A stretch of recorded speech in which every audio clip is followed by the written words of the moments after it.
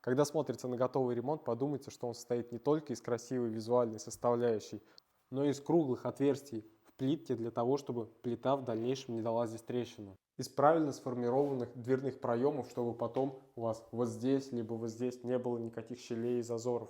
Из полов, залитых в разный уровень, чтобы в дальнейшем не получить порогов в дверных проемах. Из гидроизоляции стены перед укладкой фартука для того, чтобы отделить гипсовую штукатурку от цементного клея. Из правильно зафрезерованного гипсокартона, чтобы в дальнейшем в углах не пошли трещины. Из грамотно смонтированной закладной в натяжном потолке, который с легкостью выдержит люстру весом 150 кг. Ремонт — это не то, что можно доверить абы кому. Доверяйте его профессионалам.